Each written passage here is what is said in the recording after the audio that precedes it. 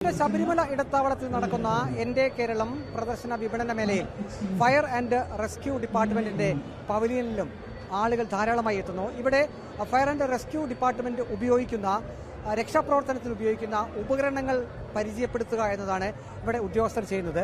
ഇപ്പോൾ ഇത് എത്രമാത്രം പ്രാധാന്യമുള്ളതാണ് ഒരു അപകടമൊക്കെ സംഭവിക്കുമ്പോൾ?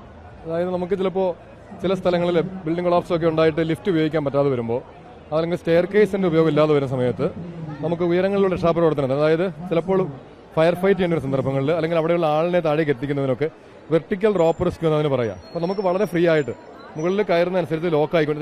ഇത് അസെൻഡർ എന്ന് പറയുന്ന സാധനമാണ്. അതായത് ഇതിന്റെ പ്രത്യേകത എന്ന് വെച്ചാൽ നമ്മൾ മുകളിലേക്ക് കയറുന്നതനുസരിച്ച് ലോക്ക് ആയിക്കോളും. അപ്പോൾ നമുക്ക് വളരെ രണ്ട് കൈകളും ഫ്രീ ആയിട്ട് നിന്നിട്ട് ബ്രാഞ്ച് പിടിച്ച് ഫയർ ഫൈറ്റ് ചെയ്യാനും അതല്ല മറ്റ് റെസ്ക്യൂ വർക്കുകൾക്ക് ഉപയോഗിക്കാനായിട്ട് സാധിക്കും. അപ്പോൾ നമ്മൾ വളരെ ഫ്രീ ആണെന്നുള്ളതാണ് ഇതിൻ്റെ ഏറ്റവും വലിയ പ്രത്യേകത. അപ്പോൾ നമുക്ക് എല്ലാ തരത്തിലുള്ള റെസ്ക്യൂ വർക്കുകൾക്കും ഫയർ ഫൈറ്റിങ്ങിനും ഈ വെർട്ടിക്കൽ റോപ്പ് റെസ്ക്യൂ ഉപയോഗിക്കാനായിട്ട് സാധിക്കും. മറ്റെന്തൊക്കെ ഉപകരണങ്ങളാണ് പ്രദർശിപ്പിച്ചിട്ടുള്ളത്? ഇവിടെ എന്റെ കേരളം പ്രദർശന വിപണന മേളയോട് ബന്ധപ്പെട്ട് ഫയർ ഫൈറ്റിങ്ങിന്റെ എല്ലാ എക്യുപ്മെന്റ്സും പൊതുജനങ്ങളെ പരിശീലിപ്പിക്കുക. നമ്മൾ ആദ്യം ഒരു ട്രെയിനിങ് ഏരിയ ഒരുക്കിയിട്ടുണ്ട്. ട്രെയിനിങ് ഏരിയയിൽ CPR, ചോക്കിങ്, അതിന്റെ ട്രെയിനിങ്, അതുകൂടാതെ തന്നെ വിവിധ തരത്തിലുള്ള നോട്ട്സ് ആൻഡ് ലൈൻസ്, ഏതൊക്കെ തരത്തിലുള്ള കെട്ടുകളാണെന്നുള്ളത് കുട്ടികളെ കൃത്യമായിട്ട് പഠിപ്പിക്കുന്നുണ്ട്. നമുക്ക് നിത്യത്തിൽ അത്യാവശ്യമായിട്ടുള്ള കുറച്ച് കെട്ടുകളെ പറ്റി വിശദമായിട്ട് ക്ലാസ്സുകൾ എടുക്കുന്നുണ്ട്. അതിനുശേഷം ഈ ഫയർ ഫൈറ്റിങ്ങിലെ അതായത് എക്സ്റ്റിംഗ്വിഷറിന്റെ പ്രവർത്തനം എങ്ങനെയാണ്, പിന്നെ എന്താണ് സ്പ്രിംഗ്ലർ സിസ്റ്റം, എന്താണ് വെട്രൈസർ, എന്താണ് ഡൗൺ കമർ, അതുപോലെ മൾട്ടി സ്റ്റോറേജ് ബിൽഡിങ്ങിൽ ഉപയോഗിക്കുന്ന ഹോസ്ലിലോസ് എന്താണ്, ഇത് തരത്തിൽ നമ്മൾ ഉപയോഗിക്കുന്ന ബ്രാഞ്ചുകൾ, അതായത് വെള്ളം പമ്പ് ചെയ്യുന്നതിന് ഉപയോഗിക്കുന്ന ബ്രാഞ്ചുകൾ, അത് ഫൈൻ സ്പ്രേ ആയിട്ടും ജെറ്റായിട്ടും ഒക്കെ ഉപയോഗിക്കുന്ന സന്ദർഭങ്ങളുണ്ട്. പിന്നെ ഫോം ഉപയോഗിക്കേണ്ടി വരുന്നു. അപ്പോൾ FMBP, form making branch pipe, അതുകൂടാതെ നമ്മൾ റെസ്ക്യൂ വർക്കിന് ഉപയോഗിക്കുന്ന വിവിധ തരത്തിലുള്ള കട്ടറുകൾ, സ്പ്രെഡറുകൾ, അതായത് വാഹനങ്ങളിലുള്ള ആൾ കുടുങ്ങി കഴിഞ്ഞു കഴിഞ്ഞാൽ നമുക്ക് മെറ്റൽ നമ്മൾ മാൻ പവർ കൊണ്ടോ അല്ലെങ്കിൽ വെട്ടുകത്തി കൊണ്ടോ കമ്പിപ്പാര കൊണ്ടോ ഒന്നും തന്നെ ചിലപ്പോൾ പൊളിച്ചെടുക്കാൻ സാധിച്ചില്ലെന്ന് വരില്ല.